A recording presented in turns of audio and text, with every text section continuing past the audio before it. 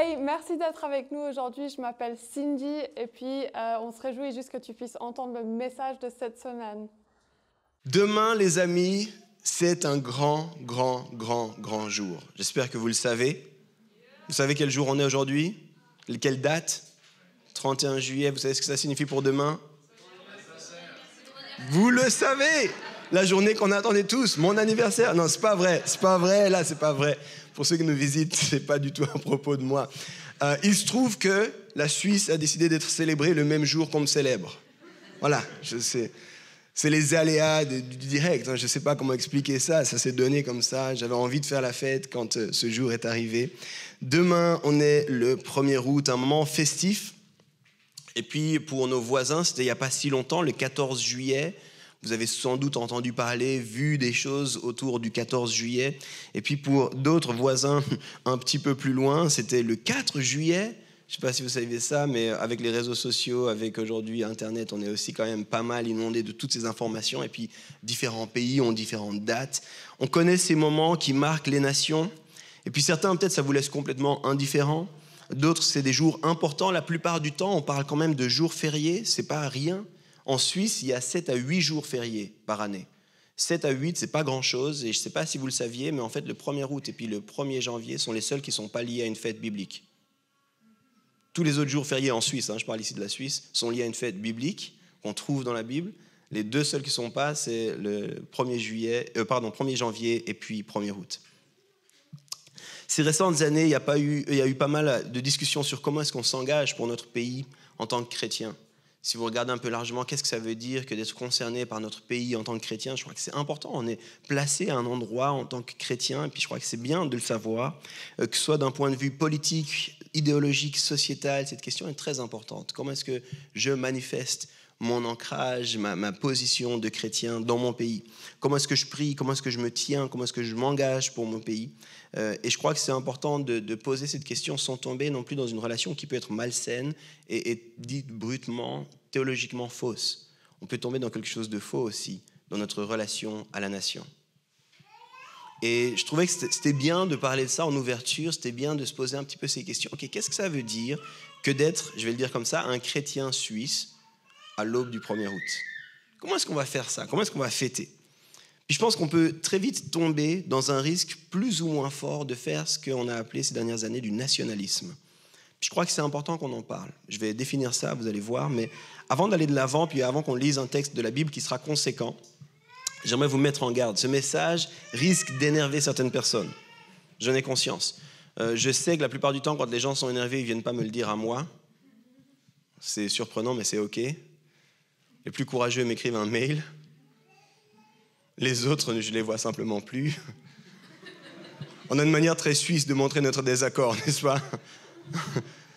Et c'est OK, vous avez le droit. Je pense que ça va toucher certaines cordes sensibles, peut-être particulièrement pour ceux qui sont engagés politiquement ou si vous avez un lien émotionnel extrêmement fort avec la nation. Puis je veux le dire en entrée, je ne suis pas du tout contre la politique, très loin de là. Je crois qu'on doit s'engager politiquement, qu'on doit être intéressé, concerné de ce qui se passe au niveau politique. Je suis suisse moi-même de naissance, j'aime ce pays. On a le privilège de fêter le même jour, donc à chaque anniversaire, la Suisse me fait des feux d'artifice, c'est gentil. Mais j'aime vraiment ça. Je fais une différence entre aimer son pays et tomber dans le nationalisme, puis je vais essayer de bien expliquer cette différence-là. Et puis, j'ai aussi envie de vous le dire tout de suite. Peut-être que certains vous disent, moi, ça m'est complètement égal. Le 1er août, c'est juste une journée de barbecue avec mes amis. Je suis content d'avoir congé, mais je me fiche complètement de la Suisse. Je ne me sens pas suisse, j'ai un autre passeport, ou bien simplement j'ai une histoire, un héritage qui me place dans un autre contexte. Très bien, écoutez quand même.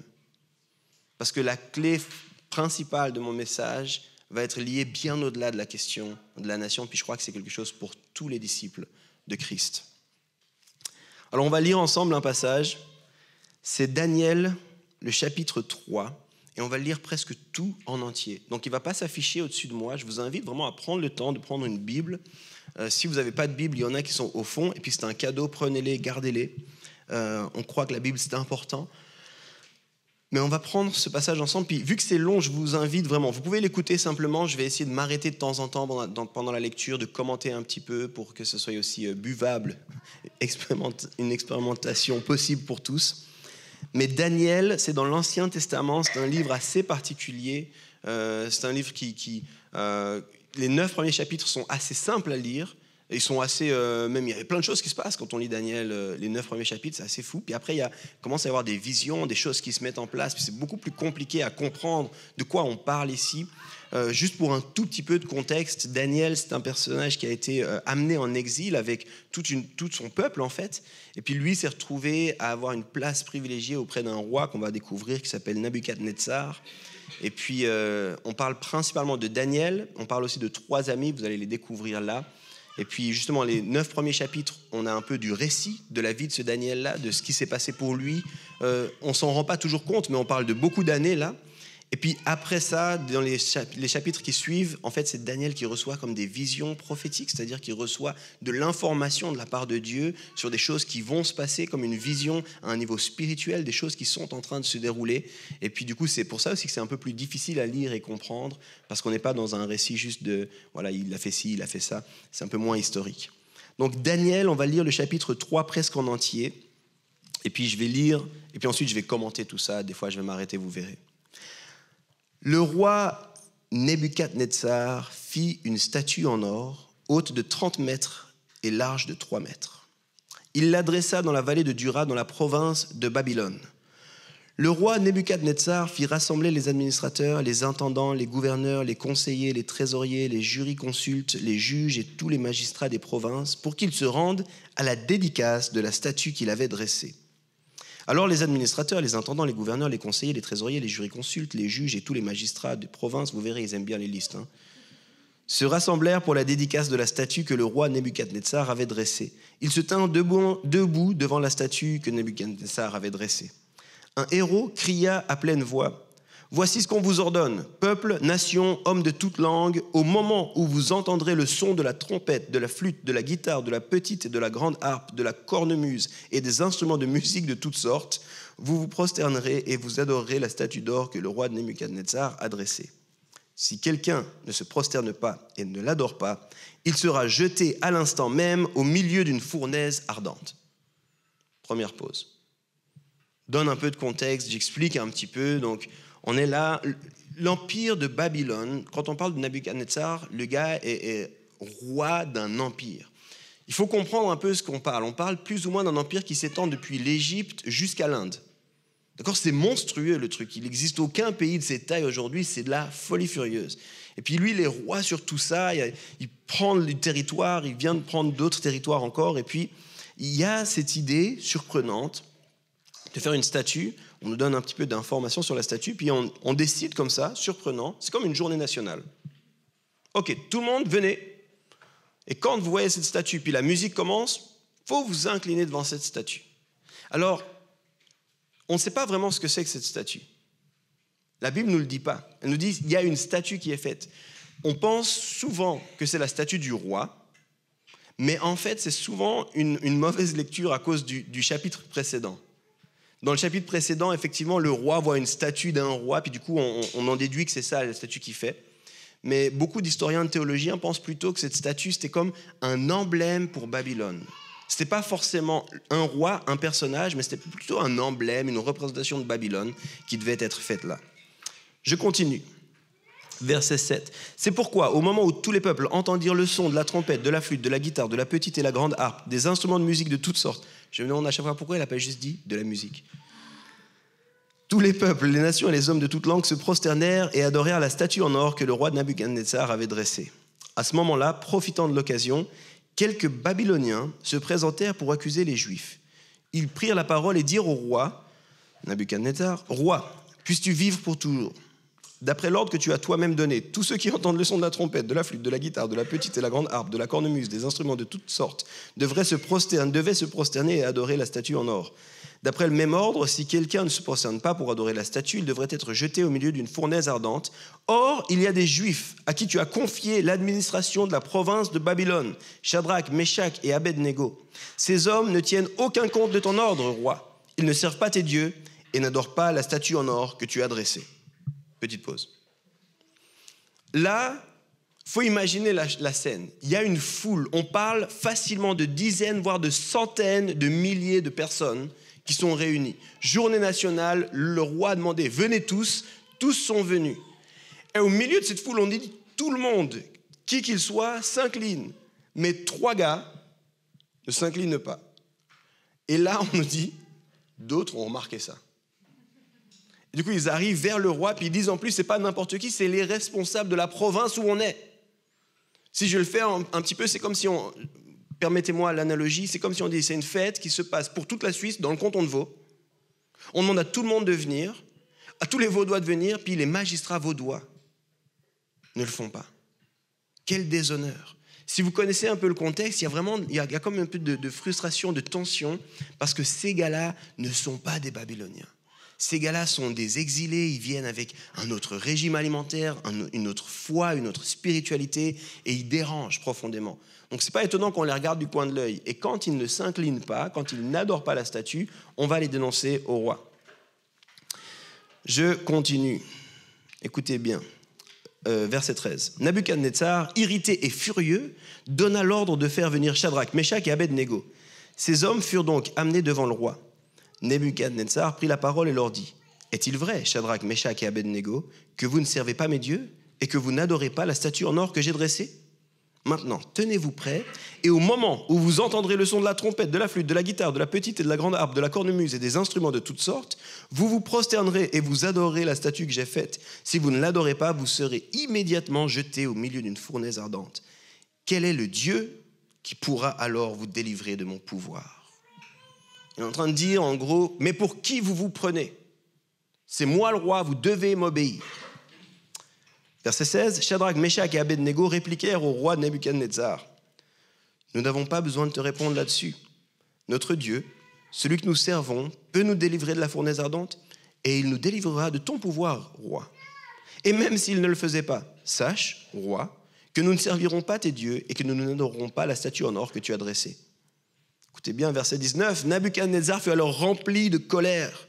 Il changea de visage vis-à-vis de Shadrach, Meshach et Abed-Négo. Il est rouge de colère, le type, il a les veines qui lui sortent, il en peut plus. C'est quoi cet affront ? Reprenant la parole, il ordonna de chauffer la fournaise 7 fois plus que d'habitude. Puis il ordonna à quelques soldats particulièrement forts de son armée, les gros gars, les gros bras, attachez Shadrach, Meshach et Abed-Négo et jetez-les dans la fournaise ardente. Ces hommes furent alors attachés, habillés de leurs caleçons, de leurs tuniques, de leurs manteaux, de leurs... Il aime vraiment les listes, cet auteur. De leurs autres vêtements, et ils furent jetés au milieu de la fournaise ardente.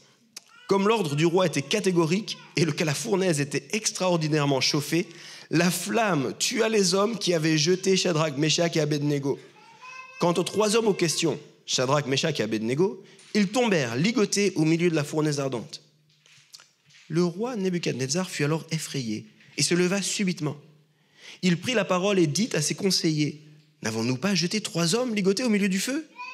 Ils répondirent au roi, « Certainement, roi. » Il reprit, « Eh bien, j'aperçois 4 hommes dépourvus de liens qui marchent au milieu du feu, porteurs d'aucune blessure, et le 4e ressemble à un fils des dieux. » Nebuchadnezzar s'approcha ensuite de l'entrée de la fournaise ardente et dit, « Shadrach, Meshach et Abed-Négo, serviteurs du Dieu très haut, sortez et venez. » Shadrach, Meshach et Abed-Négo sortirent alors du milieu du feu. Les administrateurs, les intendants, les gouverneurs, les conseillers du roi se rassemblèrent. Ils virent que le feu n'avait eu aucun pouvoir sur le corps de ces hommes, que les cheveux de leur tête n'avaient pas brûlé, que leurs habits n'étaient pas abîmés et qu'ils ne sentaient même pas le feu. Tout le monde connaît l'odeur après un bon barbecue. Pas eux. Nebuchadnezzar prit alors la parole et dit, « Béni soit le Dieu de Shadrach, de Meshach et d'Abed-Négo. Il a envoyé son ange et a délivré ses serviteurs qui ont placé leur confiance en lui. Ils n'ont pas hésité à enfreindre l'ordre du roi et à risquer leur vie plutôt que de servir et d'adorer un autre Dieu que leur Dieu. Voici maintenant l'ordre que je donne. Si quelqu'un, quel que soit son peuple, sa nation et sa langue, parle de façon légère du Dieu de Shadrach, Meshach et Abed-Négo, il sera mis en pièces et sa maison sera transformée en un tas de décombres. » Sacré Nabuchodonosor. En effet, il n'y a aucun autre Dieu capable de délivrer comme lui. Après cela, le roi fit prospérer Shadrach, Meshach et Abed-Négo dans la province de Babylone. Ok, on s'arrête là. Bravo pour la patience, bravo d'avoir lu avec moi. Pour ceux qui se demandent où ils en sont dans la lecture de la Bible, vous avez lu un chapitre de plus ce matin, c'est bien. Il reste quelques lignes là, finissez avant la soirée. Quelques éléments que j'aimerais juste donner. J'ai déjà donné deux, trois choses, mais en tout cas, un élément qui est important pour moi à spécifier au début, on est dans le livre de Daniel, puis Daniel n'est pas du tout présent dans ce chapitre-là. Si vous lisez la fin du chapitre 2, il nous est dit pourquoi, en fait, Daniel n'était pas dans cette province au moment où cette histoire se passe. C'est pas que Daniel s'était incliné devant cette statue, c'est pas que Daniel, il était juste pas là, en fait, physiquement, d'accord? Donc lui ne s'est pas rendu là, il n'était pas dans cette histoire. Maintenant, 5 petits éléments que j'ai envie de sortir de cette histoire. C'est une histoire qui est assez connue. On pourrait faire un sondage. Je pense que 3/4 facilement de la salle l'a déjà entendu, si pas lu, ou connaît déjà cette histoire. Mais 5 petits points que j'aimerais vous donner sur cette histoire. Tout d'abord, je pense plusieurs, vous avez entendu cette histoire à l'école du dimanche. Souvent, est-ce qu'il y en a qui se rappellent du flanellographe? Quelques-uns? Ok. Ça, c'est une histoire typique pour le flanellographe, là. T'as un roi en colère, t'as des flammes, c'est les émoticônes de flammes, t'as 3 amis, t'as une fournaise. Ça, c'est une histoire parfaite pour le flanellographe. J'ai failli en chercher un pour ce matin, mais ça devient difficile à trouver, ces histoires-là. Mais je crois sincèrement qu'en faisant ça, on a desservi un petit peu cette histoire. Je m'explique. Je ne crois pas que c'est une histoire qui soit adaptée à l'école du dimanche. Je crois que cette histoire, elle est profondément beaucoup trop radicale, beaucoup trop violente, beaucoup trop subversive pour qu'on saisisse cette histoire quand on est enfant. Et je crois qu'on a fait cette erreur de raconter cette histoire aux enfants puis d'oublier de la raconter aux adultes. Puis du coup, quand on raconte cette histoire aux enfants, on a fait une petite histoire pour les enfants. Puis on se dit, ah oui, il y a l'histoire de la fournaise ardente. Hein. La plupart des chrétiens connaissent l'histoire de la fournaise ardente. Mais je vous assure, la plupart des chrétiens ne comprennent pas la violence de cette histoire, la radicalité de cette histoire, le subversif de cette histoire. C'est fou ce qui est en train de se passer dans cette histoire. Les 2 thèmes principaux, si vous demandez, voilà pourquoi je pense que ce n'est pas une histoire d'école du dimanche. Les 2 thèmes principaux de cette histoire, c'est la religion et la politique. Le cœur de cette histoire, c'est la religion et la politique.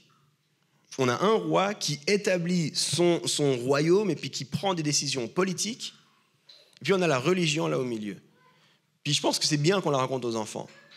Mais je pense qu'on devrait plus la raconter aux adultes. On devrait bien plus la raconter aux adultes. Les gars là ont pris une position tout à fait radicale face à une décision politique. Ils se sont positionnés de façon tout à fait radicale dans un empire qui n'était pas le leur. Et ils l'ont fait d'une façon que j'aimerais voir tellement plus de chrétiens le faire. Ils l'ont fait sans faire de manifestation. Ils n'ont pas dit, bon, si eux manifestent là pour la statue, nous, on va faire une manifestation là-bas. Ils n'ont pas fait des posts enflammés sur les réseaux sociaux. Hashtag fin de Nebuchadnezzar. Ils n'ont pas fait ça en diminuant, en disant, mais toi, on s'en fiche de toi, on n'a rien à faire avec toi. Non, non, si vous regardez les interactions avec le roi, ils respectent le roi, ils reconnaissent le roi dans sa position de roi, ils n'ont aucun problème avec ça. Mais ils ont refusé d'obéir à quelque chose qui n'allait pas pour eux. On va en reparler. Deuxième point, très rapidement, que j'aimerais souligner. Nebuchadnezzar est complètement imbu de lui-même. Si vous lisez plus largement, vous allez découvrir un roi, c'est la folie, ce type-là. Il pensait vraiment pas du mal de lui, on va dire ça comme ça. Il était convaincu d'être un demi-dieu, puis ce n'était pas quelque chose d'extraordinairement rare à l'époque. Mais ce type-là, imbu de lui-même, lisez par exemple le verset 15, vous verrez où il dit, qu'est-ce que vous pensez, votre Dieu, il peut quoi contre moi? Pourtant, il termine, non pas en se convertissant, puis au passage, j'ai envie de dire, des fois on aimerait toujours voir la conversion. Le roi ne se convertit pas. Parce que quand il dit, si quelqu'un refuse ou dit du mal ou parle à la légère du Dieu de ces gars-là, on va le mettre en pièces et démolir sa maison, ça vous explique qu'il n'a pas encore compris tout à fait tout. Il n'est pas converti. À la fin, ce qu'il fait, c'est une autre décision politique. À la fin, il prend une autre décision politique et en fait, si vous voulez, en termes plus corrects, correct, c'est pas faux là ce qui est dit, mais pour qu'on comprenne, ce qu'il met en place, c'est qu'il met une protection sur la religion juive. Légale. C'est simplement ça qu'il est en train de faire. Il n'est pas en train de dire, moi aussi je deviens juif, c'est fini nos idoles. Non, non. Il est juste en train de dire, ok, ces gens-là, ils ont le droit de vivre leur religion. Et personne ne peut les empêcher de le faire. C'est la seule chose qu'il met en place, d'accord ? Mais c'est important de comprendre ça. C'est important de comprendre ce gars qui est touché, qui est pas indifférent à la réaction des gens là et qui va mettre en place une décision politique, encore une fois, par rapport à ça. Mais des fois, parce que nous, des fois, on est sûr qu'une personne prend une bonne décision, c'est sûr, c'est un chrétien. Attention, hein, j'ai dit, je vais toucher quelques éléments là, mais d'un coup, un politicien dit, c'est bien de respecter Noël, on dit, lui, il est chrétien, c'est sûr. Il a juste dit que c'était bien Noël. Hein. Merci, c'est une cool décision, on va continuer à faire Noël plutôt que faire la fête des Lumières. Mais ça ne veut pas dire que le gars est devenu chrétien. Il faut qu'on se méfie un petit peu des raccourcis rapides qu'on fait des fois. Okay, je m'arrête là sur les comparaisons, je n'ai pas envie de vous déranger trop. J'aimerais souligner aussi l'attitude des 3 amis dans le respect et la soumission à la souveraineté de Dieu. Ces gars-là ont répondu quelque chose que j'aimerais entendre plus souvent aussi dans la bouche des chrétiens. Ils ont dit, tu sais quoi, roi, on ne va pas faire ça. Et peut-être que notre Dieu va nous délivrer de ce que tu veux faire. Mais peut-être pas. Mais même s'il ne le fait pas, on ne va pas nous changer. Et j'aime tellement ça. Parce que des fois, on pense un petit peu qu'il y a une aura magique. Je ne vais pas me soumettre, Dieu va me protéger. Peut-être. Mais peut-être pas. Puis des fois, on est tous, oh mais c'est bizarre, mais quand même, parce que j'avais pris la bonne décision, Dieu aurait dû me protéger, mais je ne vais pas rentrer dans les détails, mais les amis, on n'a pas une relation contractuelle avec Dieu. Dieu ne nous doit rien. On a une relation d'alliance avec Dieu. Et ils disent, quand bien même il ne nous protégerait pas, quand bien même il ne déciderait pas de nous délivrer de ta fournaise, on va quand même lui faire confiance. J'aimerais bien entendre ce quand bien même plus souvent dans les discours des disciples de Christ. 4e chose que j'aimerais souligner. Dieu était avec les 3 amis au milieu de la fournaise. Au milieu de la fournaise. Le roi est surpris, dit, mais attendez, on en a mis 3, ils sont 4, qu'est-ce qui s'est passé? Peut-être la chaleur m'a fait perdre un peu les... Qu'est-ce qui se passe? Et c'est puissant, les amis. Alors, en tant que bon chrétien, on fait une chose, on dit toujours c'était Jésus. Puis j'ai envie de dire, théologiquement parlant, c'est possible, mais c'est pas sûr non plus. On dit qu'il y a un être avec eux, on nous dit que c'est un ange peut-être, et c'est possible. Il y a tout à fait des représentations de Jésus avant que Jésus soit sur terre, c'est tout à fait possible. Mais la Bible ne le dit pas en tel quel, que c'était Jésus, que c'était une représentation pré-christique. Pas du tout. Par contre, ce que la Bible nous démontre avec ça, c'est que Dieu s'est manifesté auprès des 3, mais j'aimerais souligner au milieu de la fournaise. Pas avant la fournaise. Au milieu de la fournaise. Puis nous, des fois, on est mal à l'aise avec ça. On aimerait que Dieu vienne avant les épreuves, d'accord? Seigneur, manifeste-toi avant les épreuves. Puis on a l'impression que si on est dans les épreuves, c'est sûr que Dieu n'est pas là. Mais si Dieu venait au milieu des épreuves, si c'était au milieu des épreuves que Dieu se manifestait, d'une façon ou d'une autre, si au milieu de ça, il disait, moi, je viens là avec toi. Moi, j'ai envie de vous dire, ça me fait un bien fou de savoir que j'ai un Dieu qui ne va pas toujours me protéger des épreuves, mais qui sera avec moi même au milieu de l'épreuve. Il ne va pas toujours me sortir, il ne va pas toujours m'empêcher que quelque chose m'arrive, mais quand ça m'arrive, il dit, c'est quoi, je ne t'abandonne pas, même là. Je n'ai pas peur d'être avec toi, même là. Et là, encore une fois, on pourrait parler de tout ce qui est de la vision que les gens avaient des dieux, des divinités, de tout ça. Mais c'est fou, pour eux, les dieux ne pouvaient pas, entre guillemets, se salir les mains. Ils ne pourraient pas venir, mais nous, on sert un Dieu qui n'a pas honte, qui n'a pas peur, qui n'a pas honte de venir avec nous au milieu de ça. Hey, c'est difficile, je vais venir avec toi dans les défis. J'attends pas que tu aies toute ta vie parfaite, que tout soit réglé pour venir là. Même quand tu es en train de souffrir, je suis là. Il y a une personne qui a compris, qui a dit Amen. Les autres, je suis sûr, c'est dans votre cœur. Puis j'aimerais terminer avec le 5e point.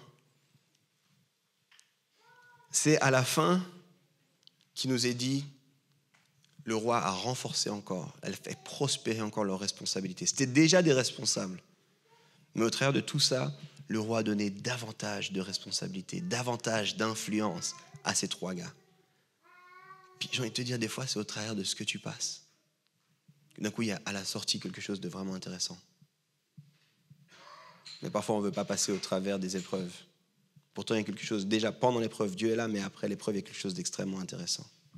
Alors ça, c'est quelques éléments que je voulais juste donner pour étoffer un petit peu, donner un peu de contexte encore à ce chapitre 2, vous montrer toutes les thématiques clés, fondamentales, mais encore une fois, les principales, c'est la politique et la religion. Alors, de quoi est-ce qu'on parle ici?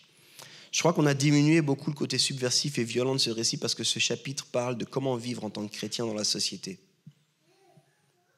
Je l'ai dit vite, je le répète. Ce chapitre parle de comment vivre en tant que chrétien dans la société. Il y a plein de façons. Il y a des statues qui sont érigées chaque jour à côté de nous, autour de nous, dans notre quotidien. Et de plein de façons, il y a une invitation de se mettre à genoux devant ces statues. Et ce chapitre, il parle exactement de ça. Comment est-ce qu'on va tenir ferme dans nos positions? Et je crois que ce chapitre nous met notamment en garde contre le nationalisme, qui est une de ces statues. Alors je vais juste parler un tout petit peu du nationalisme. Le nationalisme, c'est quand on tombe dans une sorte de mélange entre politique et religion. C'est quelque chose qu'on voit régulièrement dans l'histoire. Un des grands exemples que tout le monde a vu, entendu ou quoi, c'est le nazisme. Le nazisme, il y a une forme d'idolâtrie qui s'est mise en place autour de la figure du Führer. Il y a une théologie qui a été redessinée, redéfinie par rapport à ça. Et souvent, dans les contextes dits totalitaires, c'est quelque chose qu'on voit. Mais le nationalisme, c'est beaucoup plus que ça. C'est souvent manifesté quand il y a une attente quasi messianique sur un individu ou un parti politique. C'est quand on se dit, quand tel et tel sera élu, alors là, c'est bon, on sera sauvé. On ne le dit pas comme ça, mais des fois, on le pense un peu. On pense un peu qu'une personne dans une position ou un parti dans une position politique peut venir sauver les choses. Quand je parle d'attente messianique, c'est ça, c'est ce Messie, celui qui va nous sauver. Et pour nous, en tant que chrétiens, le Messie, il est connu, c'est Jésus. Pas un politicien, ni un parti politique, ni une décision politique, ni une autre décision politique. C'est Jésus. On peut le définir comme l'idolâtrie de la politique ou du gouvernement. Quand on commence à idolâtrer la politique et le gouvernement. C'est pas nouveau, puis en fait, c'est tout à fait logique. Un gars comme Nabuchodonosor, c'est normal qu'il ait cherché à faire cela. Comme je l'ai dit, il avait un empire tellement grand, avec des gens qui étaient tellement diversifiés, qu'il s'est dit, je rajoute au milieu de ça autre chose, puis c'est l'allégeance à la nation. Littéralement, c'est ça. Vous prêtez allégeance à la nation, vous vous inclinez devant la statue, puis c'est bon. Comme ça, je m'assure que vous gardez. Puis dans un contexte polythéiste, c'est très facile. Vous rajoutez juste une divinité de plus. On rajoute un jour férié de plus, une divinité de plus, puis c'est facile. Mais je crois qu'on ne se rend pas compte à quel point c'est toujours le cas aujourd'hui. John Lennox, qui est professeur de maths et puis apologète à l'université d'Oxford, il le dit comme ça, c'est un scénario vraiment familier qu'on voit avec l'histoire qui se répète en témoigne. Le désir ou l'essai de connecter religion et l'intérêt d'un État totalitariste est constamment présent. On essaie de faire de l'État un objet d'adoration. Et puis, je crois que c'est juste, je crois que c'est vrai, mais je crois qu'on peut se demander, est-ce que c'est que les États totalitaires? En Suisse, je pense notre système politique fait que c'est un peu plus difficile de faire ça. Mais regardez un petit peu la France. Pas si loin de nous, puis on est assez affecté par les décisions aussi politiques, du coup on connaît un peu bien ce qui se passe. Mais regardez quand il y a la course à la présidentielle. Regardez un peu comment les gens parlent. Regardez s'il n'y a pas une attente messianique, si tel et tel il est là, on sera sauvé, on pourra enfin ressortir, enfin le pays ira mieux. Et puis regardez comment les débats même sont organisés, si c'est pas on dirait des croisades évangéliques. Ils arrivent dans une salle, il y a plein de gens qui sont là. Quand ils arrivent, on est content qu'ils soient là. On boit les paroles. Les gars disent plus amen que l'église. Ils n'utilisent juste pas le mot amen, mais ils applaudissent le discours du candidat, de la candidate. Enfin. Les gars sont pas de cotistes, là, c'est sûr. Mais regardez les allures que ça prend. Regardez le nationalisme quand d'un coup, au milieu le match de foot va commencer, d'un coup, l'hymne national. Regardez le sérieux face à l'hymne national, le silence, le respect. À l'église, nous on dit, si tu veux te lever pour Dieu, mais sens-toi libre quand même. Là, tout le monde se lève. C'est l'hymne national. Le drapeau qui est mis, on voit le drapeau, il y a une adoration du drapeau, il y a une adoration de l'hymne national. Certains hymnes, c'est sympa, les paroles. Certains hymnes, c'est violent, les paroles. Je me dis, mais comment on chante ça calmement? Calmement. L'hymne national français, lisez les paroles, vous verrez. C'est intense comme histoire. Mais c'est ça. C'est intense comme histoire. On est tous... Pensez-y. Pensez-y. Je ne suis pas sûr que c'est que les États dits totalitaires ou qu'on imagine totalitaires. Quand je parle de l'adoration de l'État, je ne parle pas que de la Corée du Nord, les amis. Je parle de notre relation à la politique, je parle de notre relation à la nation. Quand je parle de nationalisme, je ne parle pas d'aimer son pays, c'est très très bien. Je ne parle pas qu'il ne faut pas chanter l'hymne national ou porter un t-shirt rouge à croix blanche demain. Je parle d'idolâtrer l'État, de placer notre espoir dans un parti politique ou une personne politique. Je parle d'une relation malsaine à l'État.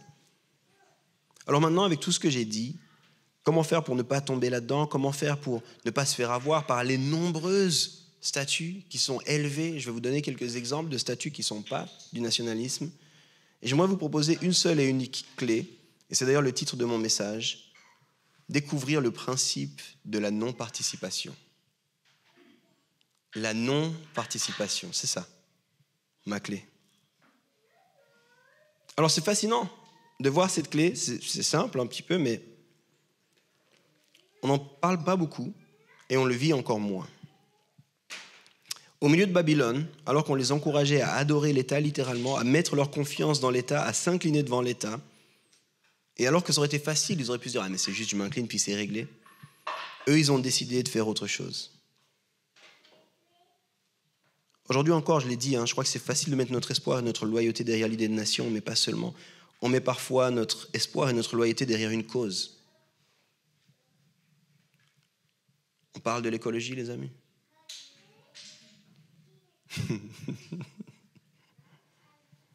Et encore une fois, je crois qu'il y a une dimension juste, il y a un combat qui est juste, mais attention de ne pas tomber dans une forme d'idolâtrie de quelque chose qui est complètement déplacé. Et je crois que Dieu veut qu'on prenne soin de la création. Mais mettre notre espoir dans nos capacités à prendre soin de la création comme si on faisait ça, alors on sortira de tous les problèmes. C'est un autre discours là, les amis. C'est une autre réalité. On met parfois notre espoir derrière un système. Formation, accueil de tous, derrière des valeurs, derrière un mode de vie. On en parle, les véganes. Un grand amen. Et encore une fois, je crois que c'est juste, je crois qu'il y a des combats, il y a toute une dimension qui est juste, mais des fois, on va un peu trop loin dans notre relation à certaines idéologies, à certaines pratiques, à certaines choses, puis on bascule vers le fait de s'incliner devant des idoles. Shadrach, Meshach et Abednego, ils ont simplement décidé de ne pas prendre part. Encore une fois, je le répète, ils n'ont pas fait une contre-manifestation. Ils n'ont pas fait « Ah, ça va pas ». Ils n'ont pas fait des t-shirts pour dire « Ah bah la statue ». Non. Ils étaient là, ils ont juste dit « On ne va pas s'incliner devant cette statue », c'est tout. Non-participation. Il y a des récits vraiment forts de non-participation. J'en ai pris 3, 2 que je vais un peu développer, puis un que je vais juste citer, plus récent, qui sont en lien avec la Deuxième Guerre mondiale, les 2 premiers en tout cas. Vous avez sans doute entendu, vu peut-être de loin ces histoires-là. La première, c'est une photo extrêmement célèbre qui montre un certain August Landmesser. Et vous avez une foule de personnes qui font le salut nazi. Et au milieu de cette foule de personnes qui fait le salut nazi, vous avez un gars qui a les bras croisés, puis qui refuse de faire le salut nazi. La non-participation, c'est par exemple simplement ça. Il refuse de faire ce salut, puis son histoire à lui se finit moins bien que celle de Shadrach, Meshach et Abednego. En fait, son histoire, c'est qu'il était amoureux et marié à une juive avec qui il a eu 2 enfants. Et avant la fin de la guerre, en fait, lui et son épouse vont mourir. Elle dans un camp de concentration et lui sur le champ de bataille où il a été envoyé de force après avoir été emprisonné pour avoir déshonoré la race. La non-participation, des fois, ça a un prix. Mais moi, je ne suis pas d'accord de faire ça. En fait. Je ne peux pas entrer là-dedans, les amis. Je ne peux pas entrer dans cette démarche-là. Ça va à l'encontre de qui je suis, ça va à l'encontre de mes convictions. Je ne peux pas faire ça. Durant la même guerre, un autre exemple fort, celui d'André Trocmé, peut-être certains en ont entendu parler, pasteur en Auvergne, qui a refusé de participer à ce que certains ont appelé la chasse aux Juifs, et qu'il a fait savoir dans un courrier officiel, j'en avais les larmes aux yeux.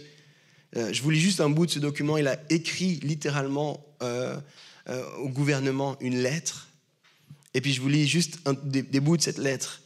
Très rapidement, il dit « Nous avons entendu parler de certaines scènes effroyables qui ont récemment pris place à Paris. » Il parle de comment, quand le gouvernement arrive, les gens sortaient les Juifs puis les mettaient sur la place publique. Et il dit « Voilà, nous avons entendu parler de certaines scènes effroyables qui ont récemment pris place à Paris.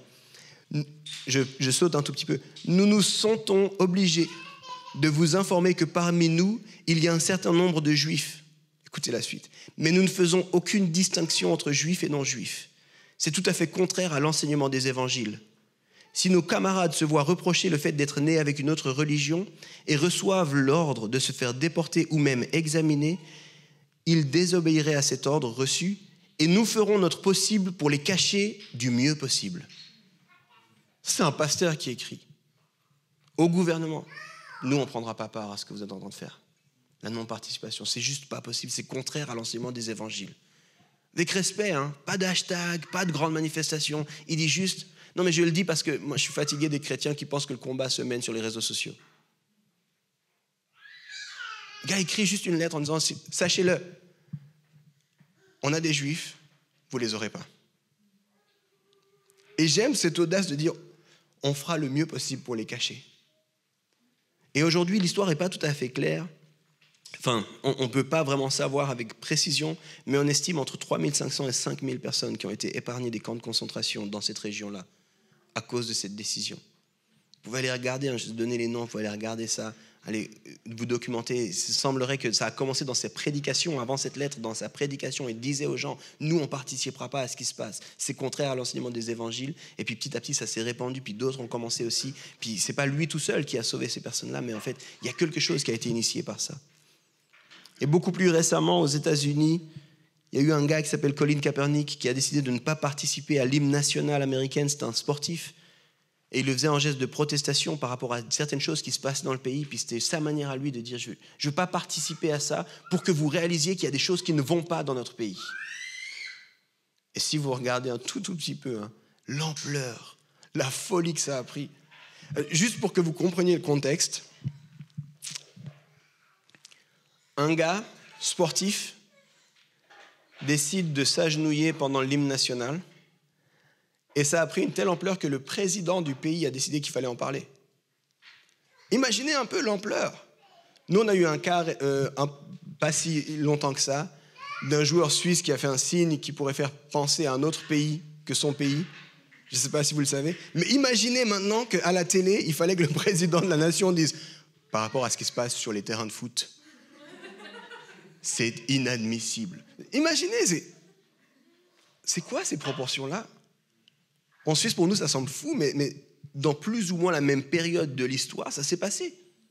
Un président d'un pays a décidé d'adresser ça publiquement à partir de sa position de président pour dire que ça n'allait pas. Voilà, mais ça, c'est des exemples de non-participation. Puis ces exemples, ils sont massifs. Hein. Ce sportif, au passage, il a perdu le droit de jouer dans sa ligue de football américain. Il y a eu toutes des conséquences concrètes. Ces exemples, ils sont massifs, ils sont un peu dramatiques, mais la non-participation en tant que disciple de Christ, c'est plus large que ça. C'est aussi une non-participation toute simple dans ton quotidien. Je vais prendre des exemples moins dramatiques. Vous êtes prêts? Ne pas boire le verre de trop. Non-participation. Ne pas boire le verre de trop. Parce que tu crois que ce n'est pas nécessaire ni désiré d'être sous l'influence de l'alcool. Et que c'est cool de prendre peut-être un verre de vin, puis de faire santé, et puis de discuter, mais au bout d'un moment, tu sens que c'est le moment de m'arrêter. Parce que je crois que c'est important que je reste maître de moi-même. Parce que je crois que c'est important que je laisse aucune substance avoir de l'influence sur qui je suis. Ça, c'est un principe tout simple, hein. Mais oh, comment j'aimerais le voir plus souvent parmi les chrétiens. Non-participation. Un autre exemple, je continue à embêter un petit peu, j'ai bientôt fini. Ne pas coucher avant le mariage. Parce que tu crois que Dieu aime et valorise la relation sexuelle, puis qu'il a prévu un cadre, celui de l'alliance ou mariage, pour cela. Puis tu succombes pas à l'idée que la révolution sexuelle et le porno sont la vérité sur le sexe. Alors tu dis, tu sais quoi? Moi, je ne vais pas participer à ça. Même si Netflix prétend que, même si tous mes amis prétendent que, même si la société est en train de me dire quelque chose, moi, je vais faire confiance au projet de Dieu, en fait, par rapport à ce sujet-là. T'es sûr? Mais vous devriez vivre ensemble, vous vous aimez pourtant. Non-participation. Je sais ce que la société dit, mais je sais ce que Dieu me demande. Puis je ne vais pas me soumettre à ce que la société dit. Dernier exemple, juste pour la route, mais il y en aurait tellement. Ne pas commander une énième fois sur Zalando.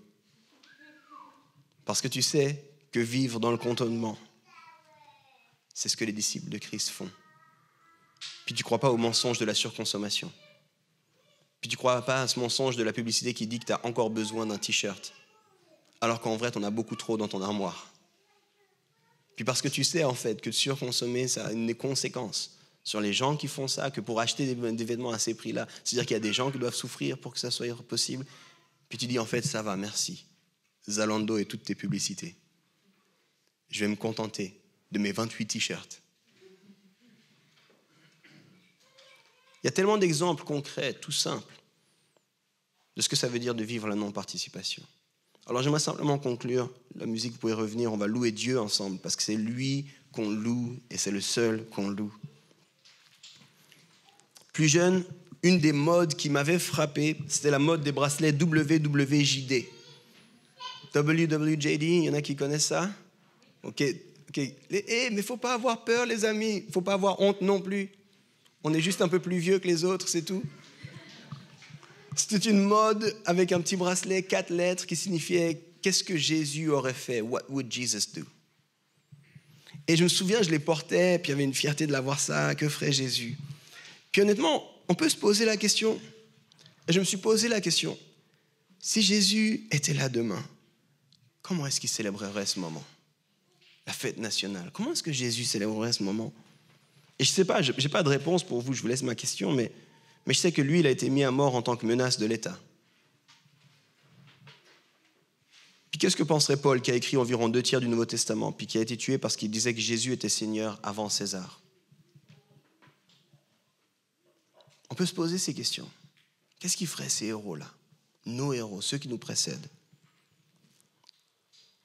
Et nous, comment est-ce qu'on va célébrer demain? Quelle relation est-ce qu'on a avec notre pays? Quand on prie pour notre pays, quand on prie pour nos autorités, entendez bien, j'ai dit quand on prie, pas si on prie. C'est notre devoir en tant que disciples de prier pour nos autorités, de prier pour notre pays. Ce n'est pas une option. Mais quand on prie, est-ce qu'on prie avec un espoir messianique? Est-ce qu'on prie avec cette idée que c'est le gouvernement, l'État, le parti politique qui peut nous sauver? Ou est-ce qu'on prie avec cette assurance qu'on appartient à un autre royaume? Et puis que c'est simplement en tant que disciple de Christ que je prie pour les autorités qui me gouvernent en ce moment. Plus largement, alors qu'on commence cette nouvelle série, pose-toi la question, comment est-ce que ma foi, l'Église à laquelle j'appartiens, existe et se manifeste en dehors de ces murs? Comment est-ce qu'on vit notre foi en dehors de nos murs? Comment est-ce qu'on manifeste notre foi en dehors de nos murs? Et j'aimerais terminer avec une lettre qui date du IIe siècle. C'est une lettre, on ne sait pas l'auteur. Quand on lui donne un titre, on lui dit c'est la lettre de Matthéitès. Et Matthéitès en grec, ça veut dire disciple. Parce qu'en fait, il se dit lui-même disciple des apôtres de Jésus-Christ. Et en fait, il a écrit cette lettre et puis il l'a écrit à une personne d'influence. Il y a encore du doute aussi sur qui est cette personne exactement. On sait que c'est une personne qui devait être au gouvernement, sans doute peut-être un tuteur d'un des rois du gouvernement de l'époque. Mais écoutez cette lettre. Je vais la lire calmement. Je vais la lire, c'est du vieux français, c'est de la traduction, mais elle est tellement belle. Les chrétiens ne se distinguent pas du reste de l'humanité par leur pays, leur langue ou leurs coutumes. Nulle part ils ne vivent dans des villes qui leur sont propres, ni ne parlent un dialecte inhabituel ou étranger. Ils ne pratiquent pas un mode de vie excentrique. Leur enseignement n'a pas été découvert par la pensée ou la réflexion des gens ingénieux. Ils ne promeuvent aucune doctrine humaine, comme certains d'autres le font. Mais alors qu'ils vivent dans des villes grecques ou non grecques, comme cela a été donné pour chacun, ils suivent les coutumes locales en matière d'habillement, de nourriture et d'autres aspects de la vie. En même temps, ils démontrent le caractère remarquable et inhabituel de leur propre citoyenneté. Je traduis là. Ils vivent comme les autres, mais différents des autres. Ils vivent dans leur propre pays, mais uniquement en tant que non-résidents. Ils participent à tout en tant que citoyens, mais supportent tout aussi en tant qu'étrangers. Tout pays étranger est leur patrie, parce que toute patrie leur est étrangère. Ils se marient comme tout le monde et ont des enfants. D'ailleurs, ils n'exposent pas leur progéniture comme les autres. Ils partagent leur nourriture, mais pas leurs femmes. Ils sont dans la chair, mais ils ne vivent pas selon la chair. Ils vivent sur terre, mais leur citoyenneté est au ciel.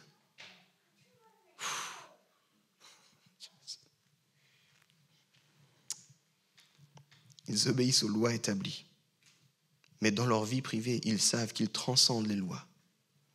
Ils aiment tout le monde, même s'ils sont souvent persécutés par tout le monde. Ils sont insignifiants, pourtant tous les condamnent. Ils sont mis à mort, mais eux savent qu'ils seront ramenés à la vie. Ils sont pauvres, mais sont prêts à enrichir les autres. Ils ont des besoins, mais ils savent qu'ils abondent en tout déjà. Ils sont déshonorés, mais voient comme gloire leur déshonneur. Ils sont calomniés, mais justifiés par Dieu. Ils sont maudits, mais ils bénissent. Insultés, mais ils offrent du respect. Quand ils font le bien, ils sont punis comme des malfaiteurs. Et quand ils sont punis, ils se réjouissent de la résurrection à venir.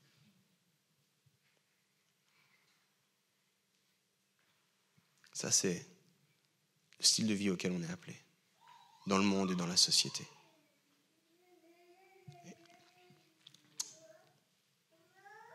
Demain, alors qu'il y aura des feux, la fête, célébrez, réjouissez-vous, profitez, mais rappelez-vous, notre identité est du royaume. Et dans les jours qui viennent, au-delà du nationalisme, vous allez être bombardés de messages sur comment vivre, comment rechercher le bonheur. Et ma prière, c'est que vous puissiez découvrir la puissance de la non-participation, tout en étant profondément ancré et rempli d'amour concret et manifeste pour le monde qui vous entoure.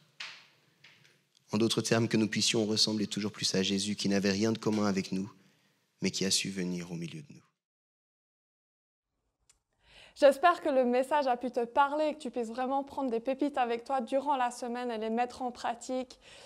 Si tu as envie de plus d'informations par rapport à l'église de Home et la communauté qu'on est, tu peux sans doute te diriger vers le site internet églisehome.com ou alors les réseaux sociaux, que ce soit Instagram ou Facebook. Et bonne semaine à toi.